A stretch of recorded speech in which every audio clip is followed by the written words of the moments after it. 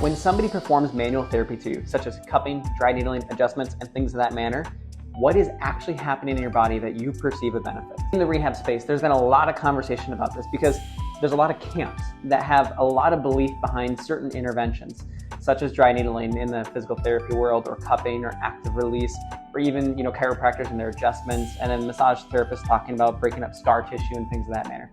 And the conversation has been oriented around what we call the biomechanical approach to these things, where we explain the mechanism of benefit because we know there is a perceived benefit by the client, where the benefit though is explained from a biomechanical lens. So things that actually change from a physical structure perspective, whether it's alignment, whether it's scar tissue, whether it's leg length, all those kinds of things. Like, does the body physically change and the mechanics of the body change as a consequence of those interventions?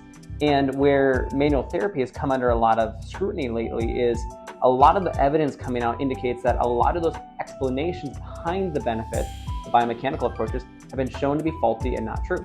But people still perceive benefit from manual therapy even though the biomechanical model has been shown to be effective or to be true. And so the question then becomes, well, where does that benefit come from? What's happening to a person that they believe or they feel that they're getting better? And that was the point of this review that I took a look at here, where they did a systematic narrative and scoping review of essentially all of the research that's out there on the mechanisms of manual therapy. And in line with what I stated previously, this review did find that there's critically low support for the explanation of the benefit from manual therapy coming from biomechanical changes, such as leg length changes, changes in scar tissue, changes in alignment, those kinds of things. Where this review did find some benefit of manual therapy being was primarily in the neurovascular, neurological, and neurotransmitter/neuropeptide changes.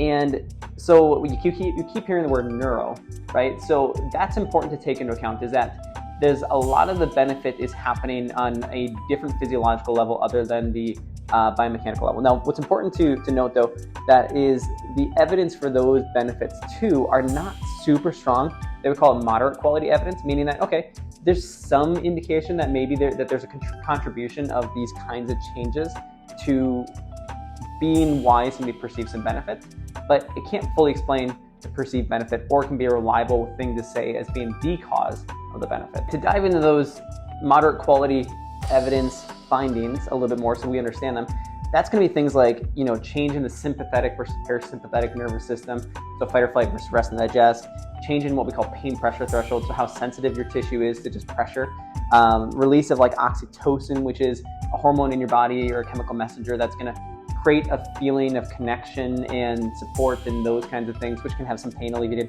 effect. And then just some changes in some inflammatory markers as well. Now remember, even though those are the changes that had some moderate quality evidence is not sufficient to say that that is the explainable reason as to why somebody got benefit from manual therapy intervention, but it may have a factor. Now, not in this study, but in other research studies, there's a lot to be said about somebody's perceived benefit from manual therapy going into a session and their connection with the provider too. So if you go into a session and believe that manual therapy is going to be very effective, or a particular intervention is going to be very effective, odds are it's going to be more effective for you than it is going to be somebody who didn't. So there is a lot of what we call these psychosocial variables associated with the likelihood of improvement and the magnitude of improvement you'll experience from manual therapy intervention. So we know that manual therapy can be beneficial, but it should not be the only intervention that people provide. Knowing that it has temporary pain relief, it's not going to be something that's going to result in long-term changes that are going to change. Because again, the factors here that had moderate quality evidence are temporary changes that happen. They're going to temporarily change how you process some of the pain and experience the pain that you're having. But what we know from the literature, and we know from just general principles around physical fitness, function, strength, psychosocial variables, is that we have to have exposure to the tasks that we feel the pain in or experience that we struggle with, or that there are barriers in our quality of life. And that to do that requires a graded exposure, progressive plan that meets you where you're at, that allows you to build back the physical capacity and confidence to return back to the quality of life that you wish to live.